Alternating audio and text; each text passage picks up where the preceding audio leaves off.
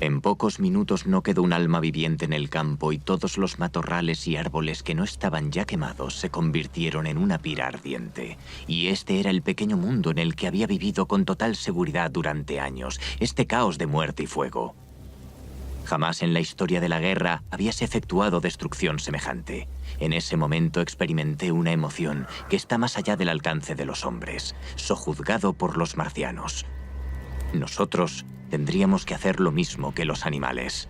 El imperio del hombre acababa de fenecer.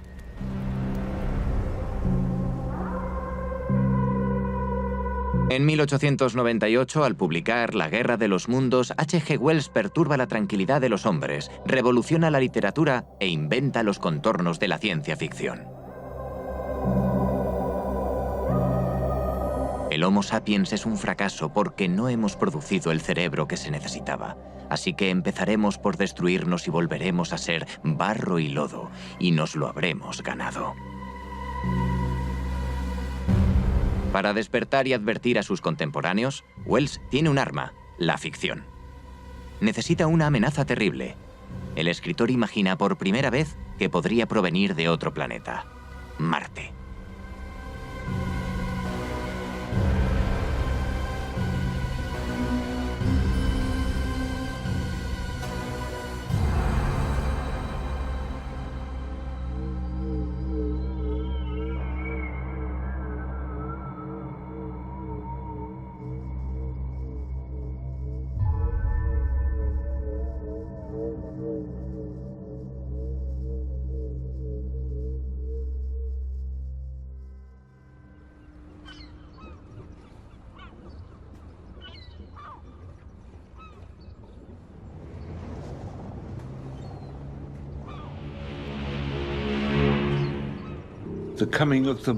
La llegada de los marcianos, libro primero.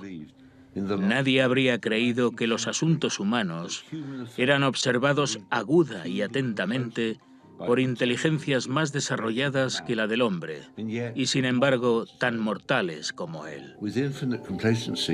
Con infinita complacencia, la raza humana continuaba sus ocupaciones sobre este globo, abrigando la ilusión de su superioridad sobre la materia. Es espeluznante pensar que estamos siendo observados por una inteligencia superior a la nuestra. Encontrarse con un enemigo repentino e inesperado que es mucho más poderoso que cualquier nación de la Tierra, o incluso más poderoso que todas las naciones de la Tierra juntas, es un concepto extraño y emocionante que la gente ni siquiera ha considerado antes. Desde otro punto del espacio, intelectos fríos y calculadores, y mentes que son en relación con las nuestras lo que éstas son para las de las bestias, observaban la Tierra con los ojos envidiosos mientras formaban con lentitud sus planes contra nuestra raza.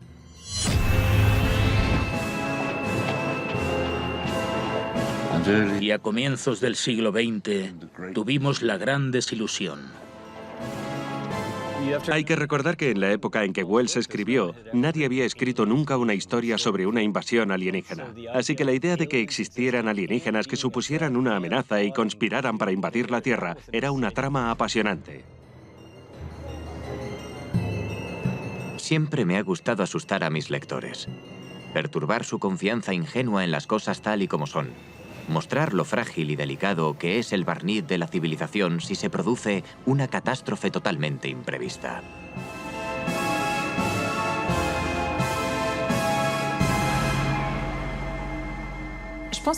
Creo que lo que le divertía a Wells al contar esta historia es que el mundo de los hombres tardó miles de años en construirse.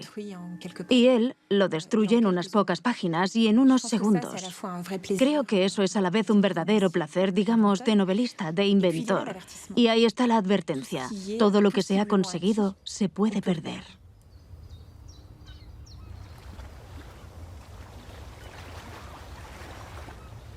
Lo que le da fuerza es que ocurre en Inglaterra en 1900, en el apogeo del Imperio Británico. Además, es una isla, por lo que es algo que no se puede conquistar. Las costas están defendidas. Inglaterra se cree invencible y es derrotada en pocos días. Es una locura. Es una ruptura dramática del pensamiento inglés. Bueno, mucha gente piensa que la Gran Bretaña victoriana en particular era bastante complaciente y privilegiada. Tenía el 25% del territorio mundial. Como isla, Gran Bretaña era muy segura y su poder naval siempre protegería a Gran Bretaña porque tenía esta regla de que la Armada Británica siempre debía ser más grande que las dos siguientes potencias navales más grandes. Y por supuesto, lo que hicieron los marcianos fue eludir eso.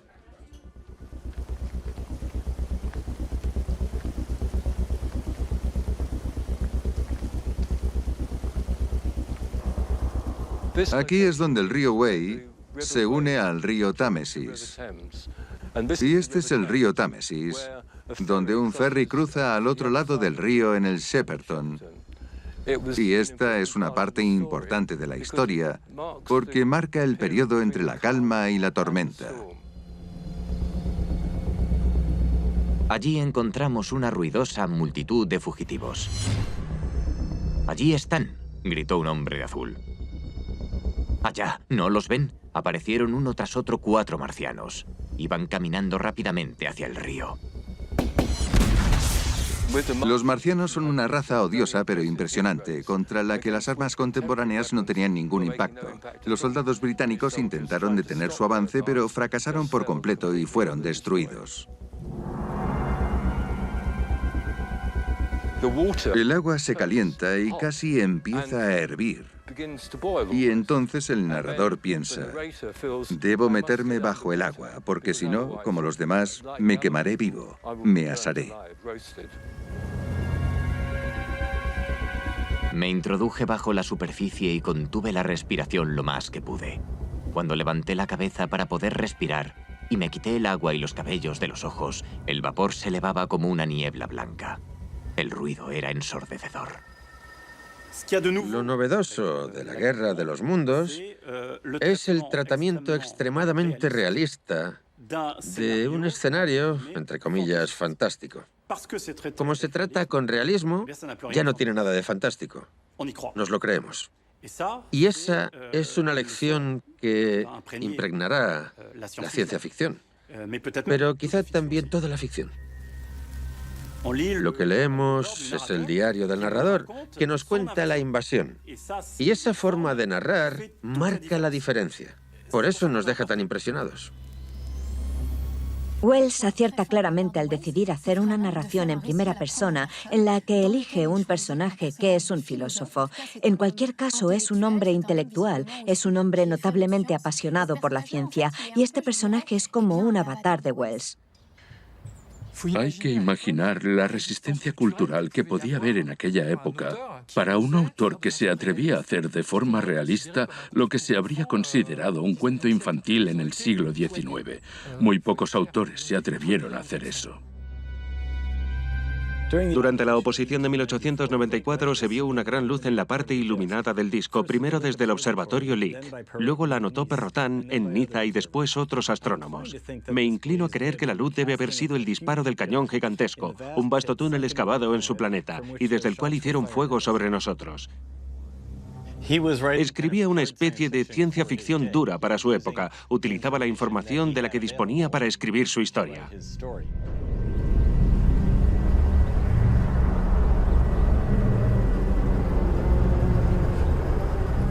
El Instituto SETI se creó para tener un lugar donde los investigadores pudieran escuchar el cielo e intentar comprender si estamos solos en el universo, si hay otras civilizaciones extraterrestres que intentan comunicarse con nosotros.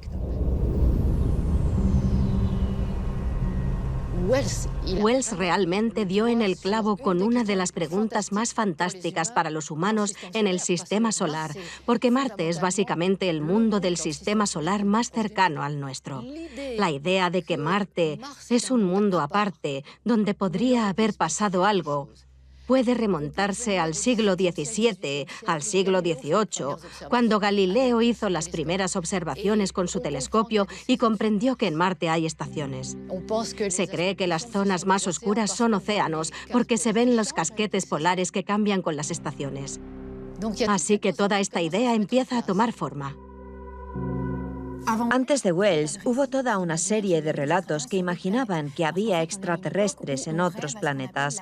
De hecho, estamos en una época en la que se sueña con lo que se llama la pluralidad de los mundos habitados. Imaginamos que la Luna está poblada por selenitas. A menudo los imaginamos como grandes murciélagos verdosos, rojizos, que vuelan por los cielos y que a veces son incluso vampiros.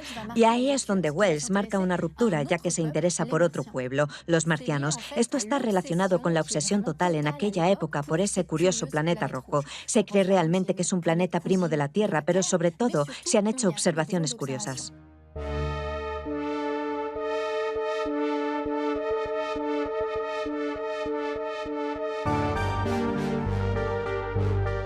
Schiaparelli llega a finales del siglo XIX. Observa Marte durante mucho tiempo, durante las oposiciones, cada noche, y comienza a dibujar lo que ve.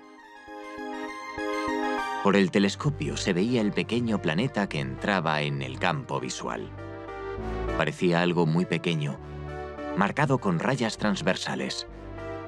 Se hallaba a 60 millones de kilómetros.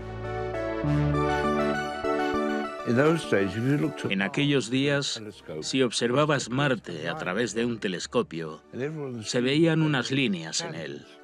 Y todo el mundo asumía que eran canales, y por eso asumían que había vida. En la naturaleza no hay líneas rectas.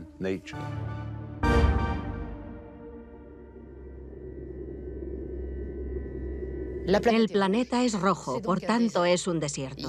No hay agua en Marte, y lo que vemos es una construcción tecnológica de los marcianos que intentan llevar el agua de los casquetes polares a las regiones ecuatoriales. Y los puntos que vemos en las intersecciones de estos canales son los oasis, donde pueden vivir. Esta visión es tremendamente antropocéntrica, tremendamente geocéntrica, pero está respaldada por observaciones. Tiene sentido. Luego, evidentemente, está la ficción que surge a partir de ahí y que tiene una base formidable para contar una historia. Sí, los marcianos están en un mundo que está desapareciendo y solo les queda una salida, encontrar un mundo en otra parte. Y nosotros somos los siguientes en la lista.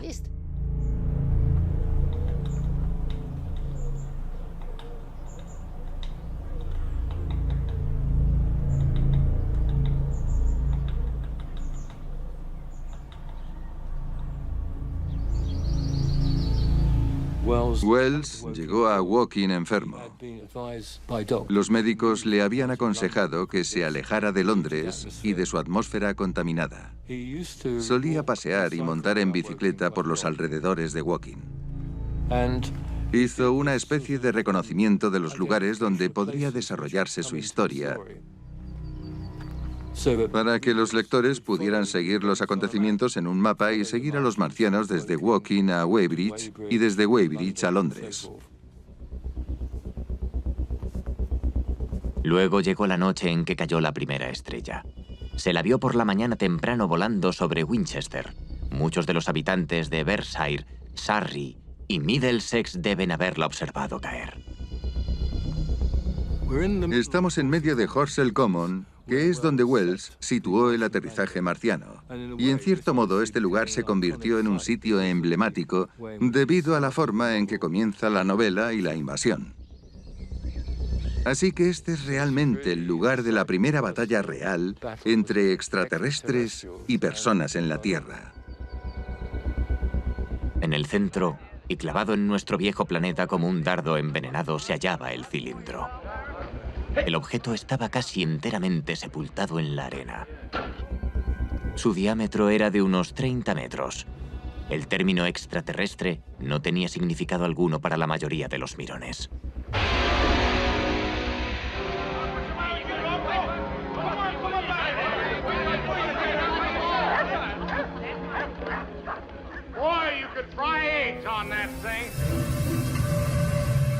Desde el interior del casco estaban desenroscando la tapa. En mi alma librábase una batalla entre el miedo y la curiosidad. Creo que todos esperaban ver salir a un hombre. Me estremecí súbitamente. Una de las mujeres que estaban más atrás lanzó un grito agudo, un temor incontrolable, que me obligó a quedarme inmóvil y con los ojos fijos. Los que nunca han visto un marciano vivo no pueden imaginar lo horroroso de su aspecto. La extraña boca en forma de V, con su labio superior en punta, la ausencia de frente, los tentáculos, que le dan el aspecto de una gorgona, y en especial, la extraordinaria intensidad con que miran sus ojos inmensos. Él da rostros a estas criaturas. Es difícil imaginárselas. Iba a decir mirarlas, porque las imágenes de este libro son muy poderosas. Pero yo tengo imágenes aterradoras de mi primera lectura de estos pasajes, cuando era adolescente, que me ponían frente a lo extraño. Puedes sentir su piel, su textura, es algo físico. No estamos en una fábula, no estamos ante un alienígena abstracto. Y eso también es, en cierto modo, revolucionario, imaginar un alienígena que vive, que tiene un corazón que late, que necesita alimentarse, y además se alimenta de sangre humana. Pero sobre todo, este marciano es un ser mecánico. Se ha construido un enorme dispositivo trípode para poder desplazarse. Era, sí, una máquina, y resonaba metálicamente al avanzar, mientras que sus largos tentáculos flexibles, uno de los cuales asía el tronco de un pino, se mecían a sus costados. Al pasar lanzó un aullido ensordecedor que ahogó el retumbar de los truenos. Los trípodes son una especie de exoesqueletos. De hecho, hoy en día, si tuviéramos que definir los trípodes con una palabra, sería exoesqueletos. Y se los compara con calderas, con trenes. También se utiliza un rayo ardiente, hay humo negro. Quizás nos preguntemos por la crítica subyacente que puede estar relacionada con el mundo contemporáneo de Wells. La historia se sitúa en una época industrial y estamos realmente en un imaginario en el que la tecnología da miedo. Al fin y al cabo, hay algo de tecnofobia en esta novela. Para el público de finales del siglo XIX existe una angustia muy real en relación con la rápida mecanización del mundo, pero que aún no ha sido realmente, diría yo, teorizada y sobre todo experimentada.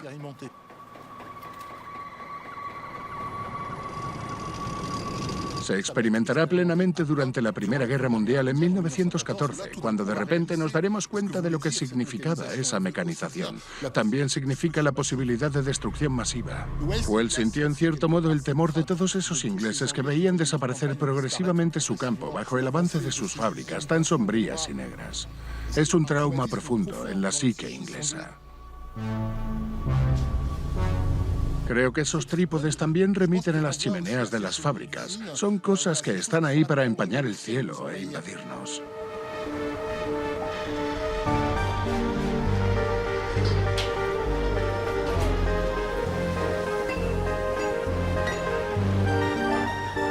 La revolución industrial inglesa fue muy dura para la población del país y, por lo tanto, en cierto modo, vivió el fin del mundo.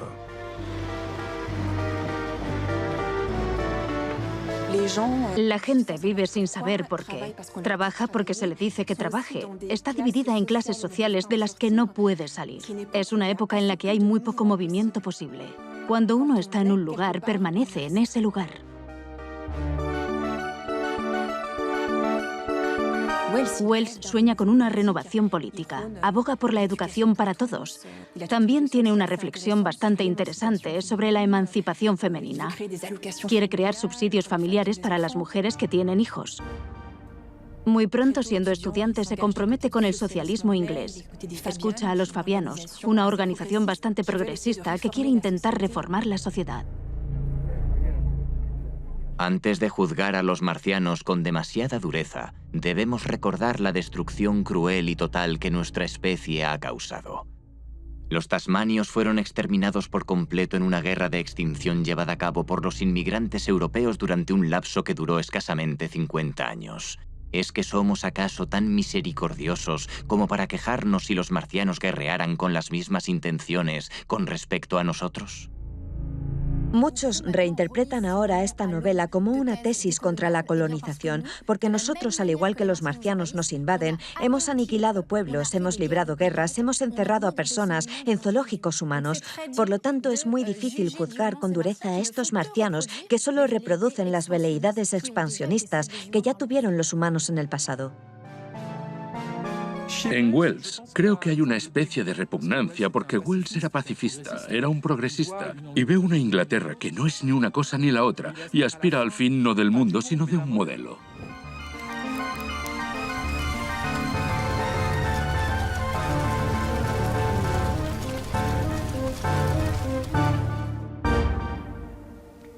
¿Es posible la paz en el mundo? Yo creo que sí.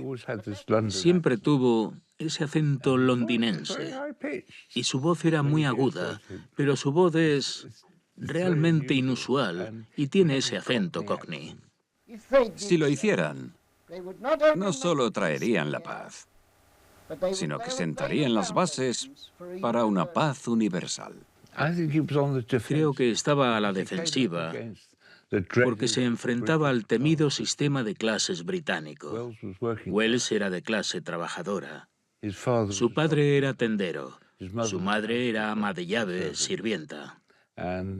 Y Wells se convirtió en un portavoz muy inteligente.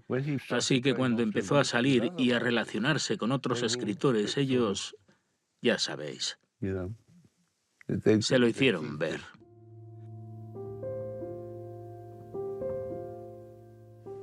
Hay muy pocas fotografías de Wells de niño, pero hay una en la que debe de tener 7 u 8 años.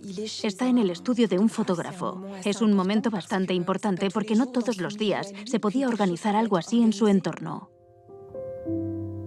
Mi cerebro no era especialmente brillante, pero era precoz y me pusieron en una clase con chicos mayores que yo hasta el final de mi breve carrera escolar.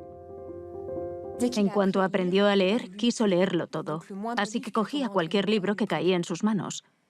Wells es lo que hoy llamaríamos un traidor de clase, ni más ni menos. Pensaba que la educación era realmente la única vía de emancipación posible.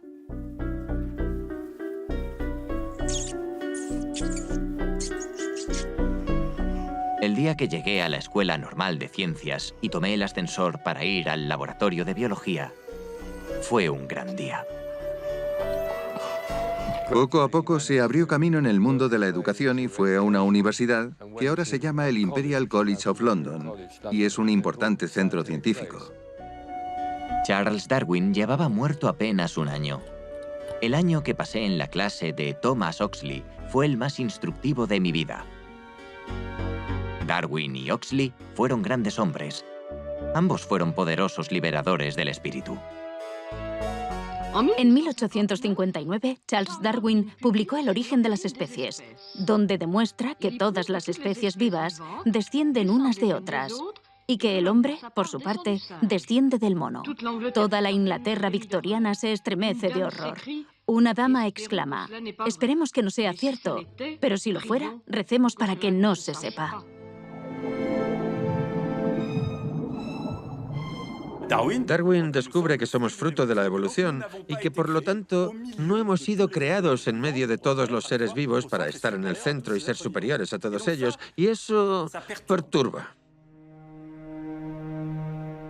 Y esto va a tener una influencia capital en Wells, porque de hecho, a través de Darwin, Wells encuentra una forma de cuestionar la naturaleza y la función de los marcianos, pero también algo que es central en esta novela, el lugar del ser humano en esta nueva pirámide de la vida que ahora se extiende al espacio. Y de hecho, eso es exactamente lo que nos cuenta Wells. No se trata de la destrucción del planeta en una llamarada, sino simplemente de la toma de conciencia por parte de los hombres de que ya no son los dominantes en la pirámide de la vida.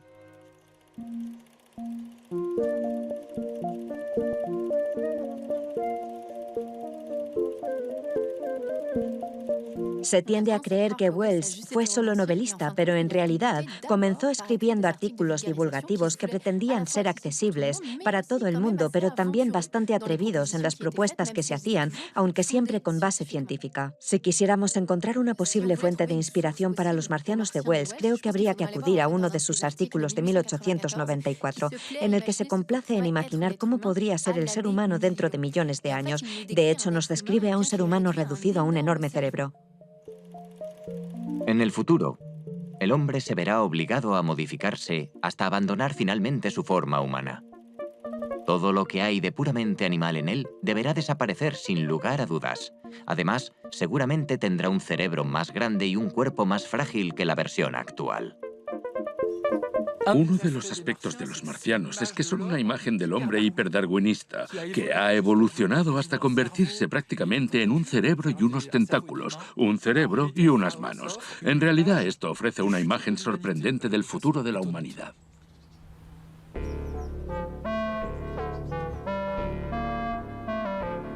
Wells no era en absoluto un novato cuando publicó La Guerra de los Mundos. En 1895 había publicado La Máquina del Tiempo. Wells tenía una mente muy innovadora. Mi favorita sin duda es La Máquina del Tiempo. Él inventó la idea de los viajes en el tiempo. Es una novela aún más darwiniana que La Guerra de los Mundos. Tenemos a la humanidad dividiéndose en dos ramas en un futuro muy lejano, dos ramas posthumanas.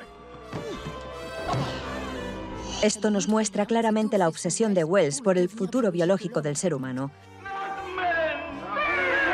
Al año siguiente publica La isla del Dr. Moreau, que trata sobre extraños trasplantes, xenotrasplantes entre animales y humanos. Y al año siguiente publica también El hombre invisible, una historia en la que se consigue hacer imperceptible un cuerpo humano.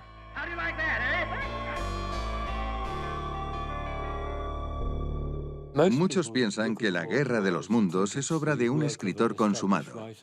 Y lo que más se conoce son las fotos de Wells a los 40 o 50 años. En realidad, cuando publicó La Guerra de los Mundos, solo tenía 28 años. En aquella época era habitual publicar primero una historia por entregas en un periódico y luego convertirla en un libro. Eso es lo que ocurrió con La Guerra de los Mundos. Entonces vi un largo tentáculo metálico. El tentáculo se había introducido ya 2 metros en el recinto. Me refugié en el fondo temblando violentamente. ¿Me habría visto el marciano? Mucha gente lo describe como un libro que no puedes dejar de leer, que te lo lees de principio a fin. Estuve allí inmóvil y atontado por los relámpagos de luz sin saber qué hacer. Esa muerte ardiente, esa inevitable ola de calor se extendía en los alrededores con rapidez y la noté acercarse hacia mí. El libro fue un éxito de ventas. Fue una sensación inmediata. Wells se convirtió rápidamente en una celebridad. Se tradujo rápidamente a muchos otros idiomas, al francés en 1900 y al alemán en 1901, por ejemplo. Así que pronto se difundió el nombre de Wells. En la década de 1920, una revista estadounidense comenzó a publicar ciencia ficción, y lo primero que hicieron fue imprimir todo lo que Wells había escrito. Tenían sus propios escritores que lo imitaban, y luego quienes los seguían los imitaban a ellos. Así, a lo largo de los años, se produjo este desarrollo de la ciencia ficción, pero en sus raíces estaba H.G. Wells. Para mí, Wells es el gran inventor de la ciencia ficción. Desde Wells no se ha inventado nada, solo se ha adornado.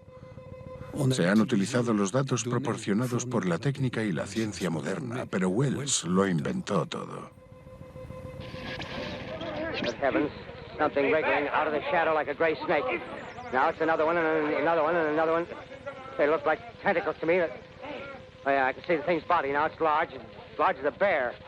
It glistens like wet leather, but that face, La adaptación de Orson Welles, en primer lugar, me parece increíble. Aplica al pie de la letra lo que hace un autor de ciencia ficción. Lo presenta como si fuera real. Something's happening. Ladies and gentlemen, this is terrific. Ladies and gentlemen, this is the most terrifying thing I've ever witnessed. Wait a minute. No es casualidad que el programa emitido el 30 de octubre de 1938 por Orson Welles se haya convertido en algo absolutamente mítico. En gran parte, esto se debe al año tan particular en el que se emitió. Hay que imaginar que estamos en octubre de 1938, solo un mes después de la cesión de Checoslovaquia en los acuerdos de Múnich.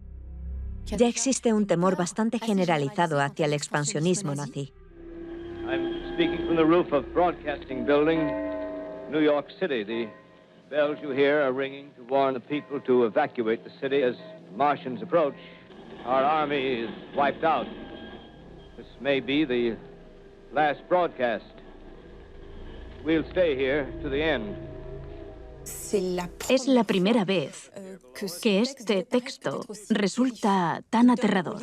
Le da al libro otra dimensión y quizá lo consagra para la posteridad.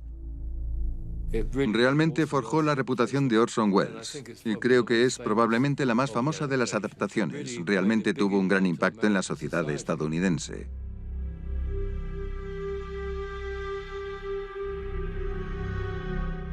Hay que situarse en un contexto en el que cualquiera que sintonizara el programa a mitad de emisión no había oído a Orson Welles decir: esta es una adaptación radiofónica de La Guerra de los Mundos de H.G. Wells. Al día siguiente hubo recriminaciones contra Orson Welles diciendo que se había pasado un poco de la raya precisamente porque era difícil distinguir entre realidad y ficción. Estamos profundamente conmocionados y lamentamos profundamente los resultados de la emisión de anoche.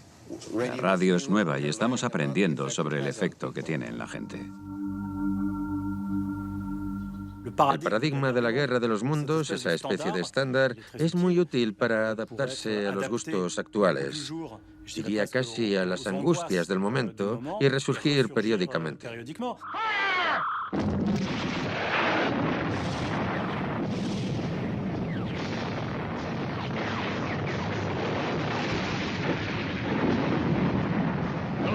Can't get through to them. They put out some sort of electromagnetic covering, a protective blister.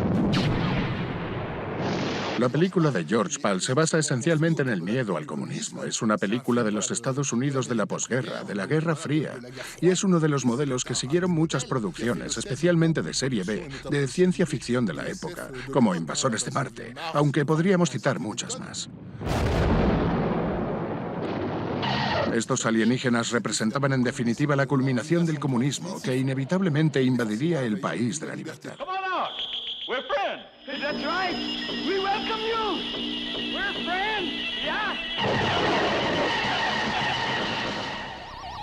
Cuando se hablaba del planeta rojo, se sabía que iba a provocar algo en un público que a lo largo del día asociaba el rojo con una amenaza. Y luego no somos conscientes del trauma que supuso el Sputnik. De repente hay un arma rusa sobrevolando las cabezas de los estadounidenses y ellos no pueden hacer nada. Ya habrá imaginado el lector la rugiente ola de miedo que azotó la ciudad más grande del mundo al amanecer del lunes. Jamás en la historia del mundo se ha trasladado y sufrido tanto una masa humana tan extraordinariamente grande. Hubo personas que fueron pisoteadas y aplastadas. Aquello fue el comienzo del derrumbe de la civilización. Hacia las 3 de la tarde en la estación de Bishopsgate, los agentes de policía que fueron enviados a dirigir el tránsito dejábanse llevar por la cólera y rompían las cabezas de las personas a las que debían proteger. Establece los estándares de lo que serán las películas de catástrofes. De repente el orden social se desmorona, cunde el pánico masivo, las ciudades se vacían de población, se producen éxodos que también serán una realidad en el contexto, por supuesto, de los conflictos mundiales, pero que el cine explotará, en particular el cine de Hollywood, hasta la saciedad en las décadas siguientes.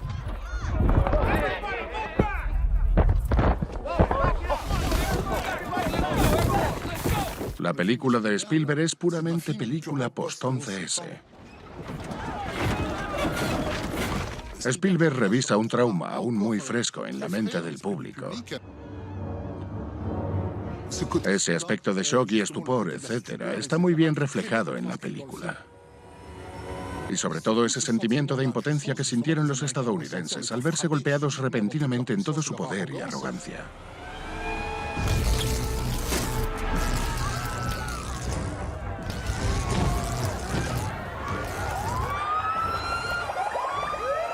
En la Guerra de los Mundos se trata de una amenaza que viene de donde menos se espera. Y eso es lo que ocurrió el 11S. Hay un momento de estupefacción. Y la estupefacción está presente en la novela misma. Está presente, en definitiva, en todas las adaptaciones.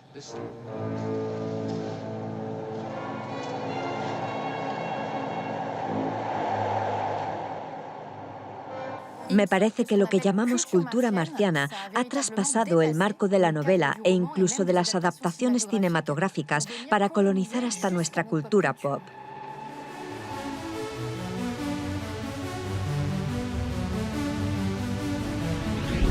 Por ejemplo, me vienen a la mente Mickey Mouse, Superman y Spider-Man, que en un momento dado se enfrentan a los trípodes en el universo del cómic.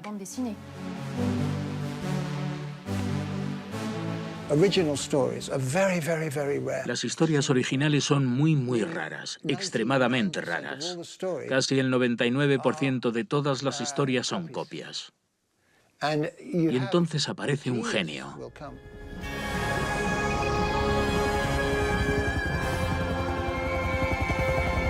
H.G. Wells tuvo una idea fantástica y toda la ciencia ficción surgió de esa idea.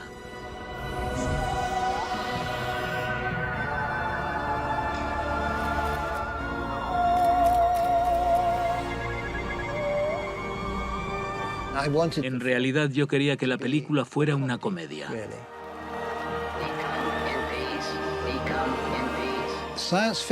La ciencia ficción trata sobre filosofía y política, polémicas. Así que era una crítica a la sociedad estadounidense, pero no era maliciosa. No realmente.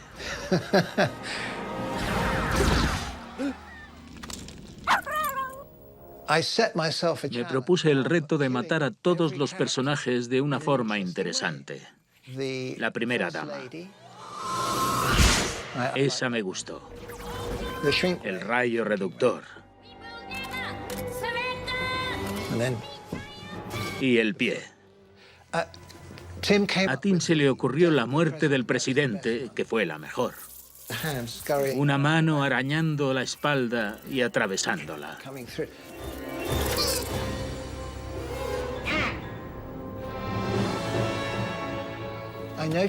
Me di cuenta de que la película se había convertido en una especie de película de culto que la gente veía una y otra vez. Y la razón por la que vuelven a verla es porque se sienten liberados por la película. Porque todas las figuras de autoridad mueren y son las personas comunes las que se benefician de ello. Debo confesar que la vista de todo este armamento y de los preparativos me excitó en extremo. Me torné beligerante y en mi indignación derroté a los invasores de diversas maneras. Volvieron a mí parte de los sueños de batalla y heroísmo que tuviera durante mi niñez. Solo puedo expresar mi estado de ánimo diciendo que deseaba participar del momento de la muerte. Recuerdo que de niño estaba obsesionado con luchar y matar. Se podría teorizar que tiene que ver con la necesidad de controlar, cazar, proveer y luchar y defender y enfrentarse a la muerte.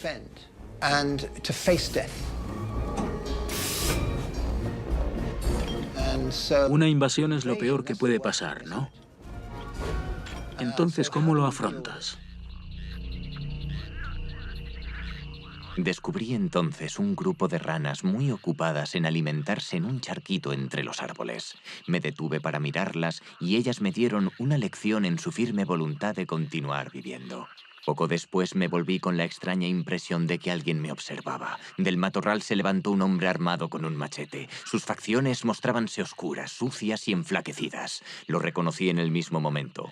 ¿Usted es el artillero que entró en mi jardín? El artillero es la voz de la razón y la racionalidad. Por lo tanto, parte del presente y se niega a soñar. Tenemos que prepararnos para un nuevo estado de cosas. Así es como lo pienso yo. No está eso de acuerdo con lo que el hombre desea para su especie, pero es lo que nos aconsejan las circunstancias. Sobre ese principio me basé para obrar. No sabemos lo suficiente, debemos aprender para lograr otra oportunidad de triunfar. Y tenemos que vivir y mantenernos independientes mientras aprendemos. They defeated the greatest power in the world in a couple days. Walked right over us. And these are only the first. They'll keep coming. This is not a war any more than there's a war between men and maggots. This is an extermination. En el diálogo entre el narrador y el artillero hay una frase que es extremadamente importante. El artillero le dice al narrador, pero espere, usted no lo ha entendido, esto nunca ha sido una guerra. El libro se titula La Guerra de los Mundos y el tipo le dice, nunca ha sido una guerra, tampoco las hormigas pudieron hacernos la guerra a nosotros. Entonces, en estas condiciones, ¿qué pasa después? Y ahí es donde imagina un mundo con los marcianos. No tenemos lo que se necesita para ser bestias salvajes, y eso es lo que hemos de ser. Los que estén con nosotros deberán obedecer órdenes. Formaremos una banda de hombres fuertes e inteligentes. No aceptaremos a cualquiera que quiera unírsenos. A los débiles los rechazaremos. Deberían morir de buena gana. Al fin y al cabo, sería desleal que siguieran viviendo para contaminar la raza. Cada uno luchará por su supervivencia y luego los más fuertes y los más adaptados sobrevivirán y los demás se convertirán en animales de compañía o morirán. Siempre el darwinismo. Hay que luchar para sobrevivir y eso también se da entre individuos de la misma especie.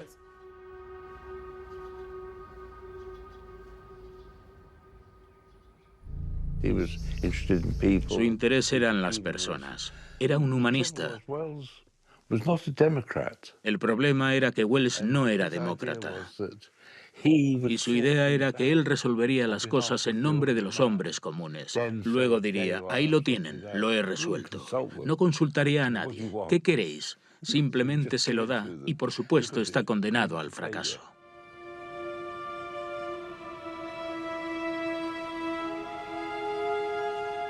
Es un hecho que el escenario que vemos en el libro de Wells muestra los aspectos oscuros de la psique humana.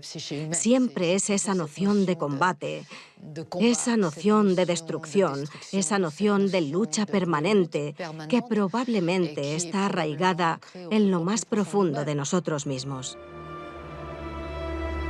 Aunque la humanidad comenzó con pequeños grupos que no interactuaban mucho entre sí, es cierto que el encuentro de las comunidades humanas a lo largo de la historia rara vez ha ido muy bien.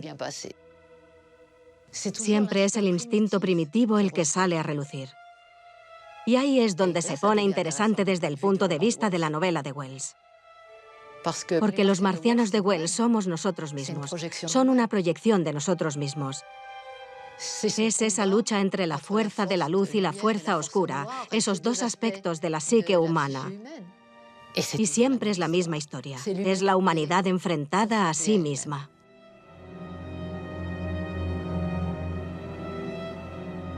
Él inspiró a la gente con una toma de conciencia. El problema es que a la gente no le gusta el cambio. Les gustan las cosas como son, incluso las malas. El legado es horrible.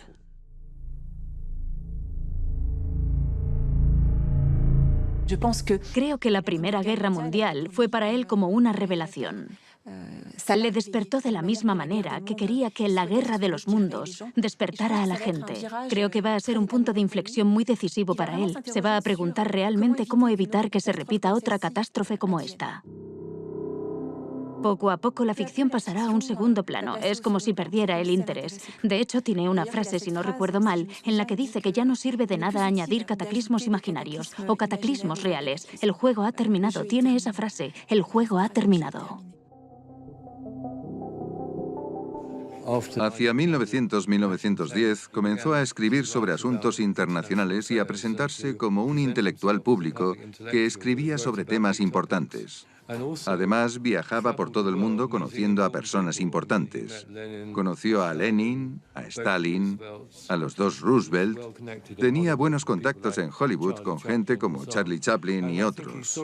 Y creo que se veía a sí mismo como una persona con conocimientos que podía ofrecer una perspectiva útil sobre los acontecimientos mundiales. Me habéis preguntado qué opino sobre la entrada de Estados Unidos en la guerra. Bueno, hablo sin ninguna autoridad, como un ciudadano británico corriente. Y a mí me parece muy deseable que entren en la guerra en este momento. Abandonó su papel de visionario para asumir otro, el de profeta. Así ocurrió en particular con la Sociedad de Naciones, en la que participó activamente y cuya creación vio nacer. Y desarrolló lo que era prácticamente un programa político para un Estado mundial, una república universal, como le llamaba él, que sería capaz de proteger a todos los hombres. Y dedicó toda su energía a escribir ensayos para intentar respaldar esta idea y su proyecto, en el que creía firmemente, pero que, lamentablemente, seguiría siendo una utopía.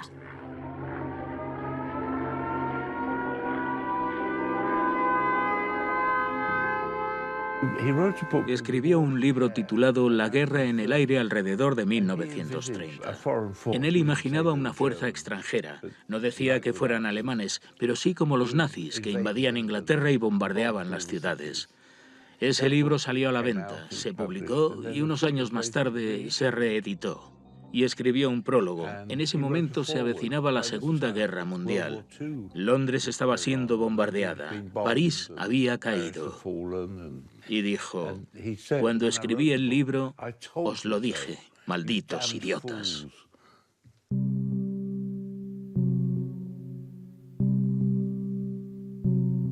Después de que me hube separado del artillero, descendí la colina cruzando el puente hasta Lambeth.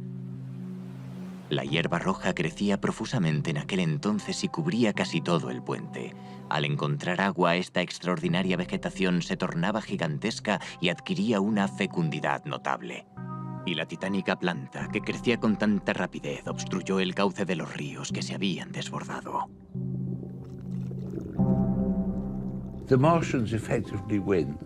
Los marcianos ganan. Londres queda destruida y entonces se acaba la lucha. La ciudad queda en silencio, salvo por un ruido quejumbroso. Y nuestro héroe va a investigar. Y se da cuenta de que los marcianos lo habían pensado todo. Tenían armas poderosas, eran despiadados e inteligentes, pero no sabían de la existencia de las bacterias. Así que se contagian del virus de la gripe o del COVID-19 o algo así. Y mueren. Básicamente no se puede vencer a la ciencia. Si la ciencia está en tu contra, la ciencia siempre gana.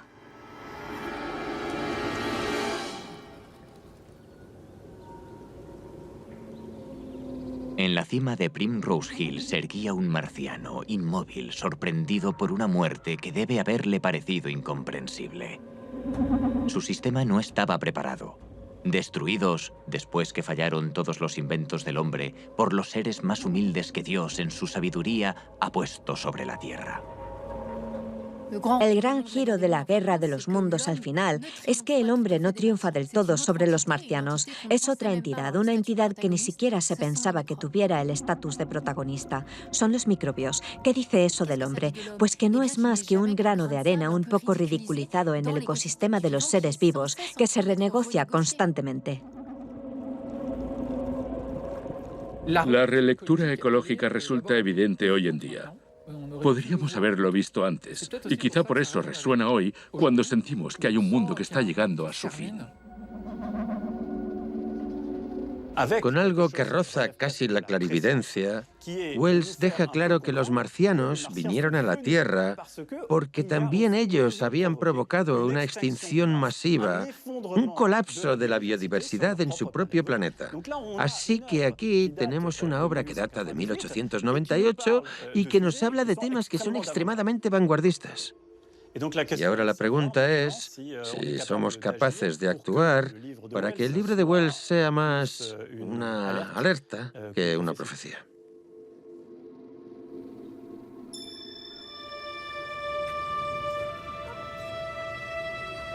Desde Primrose Hill se extendía la madre de las ciudades. Los que han visto Londres solo velado por sus sombríos mantos de humo no pueden imaginar la desnuda claridad y la belleza del silencioso dédalo de casas. Cuando comprendí que la sombra habíase disipado, que los hombres recorrerían sus calles y que esta vasta ciudad muerta volvería una vez más a la vida, experimenté una emoción que estuvo a punto de arrancar lágrimas de mis ojos.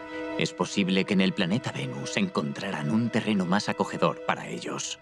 Si los marcianos pueden llegar a Venus, no hay razón para suponer que la hazaña sea imposible para el hombre, y cuando el lento enfriamiento del sol torne inhabitable esta tierra como ha de suceder. Es posible que el hilo de vida que nació aquí pueda extenderse y apresar dentro de sus lazos a nuestros hermanos del sistema solar. ¿Llegaremos a efectuar la conquista? Es un sueño 5, muy 4, remoto. 3, 2, 1, 0. Esa es exactamente la cuestión a la que nos enfrentamos hoy en día. La Tierra va mal. Metemos a algunos en nuestras naves espaciales, hacemos como los marcianos de Wells, emigramos a Marte. Ese es el discurso de Elon Musk. Eso significa que nos comportamos como langostas en los campos. Es decir, una vez que hemos acabado de arrasar un campo, pasamos al siguiente.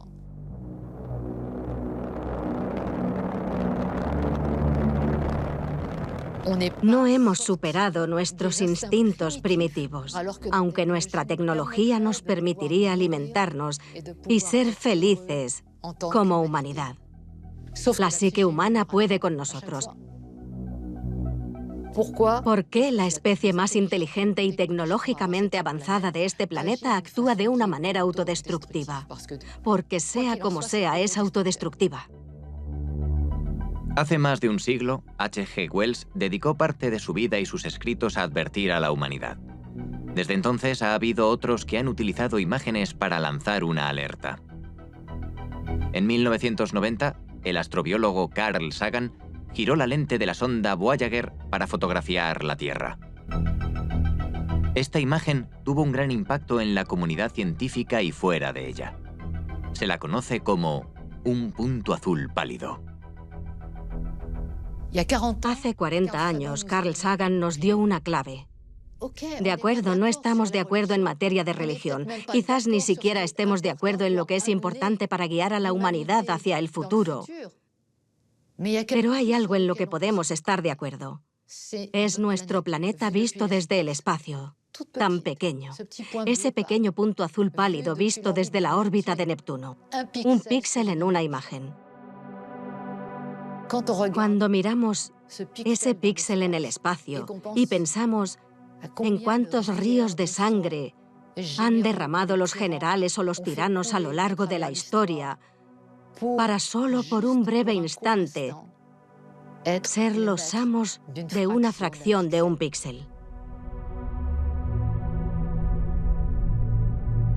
Vivimos en una época maravillosa. Después de todo lo que he dicho, quiero decir que vivimos en una época maravillosa, porque esta época nos pone ante los ojos todas las opciones, todas las decisiones que debe tomar una civilización adulta.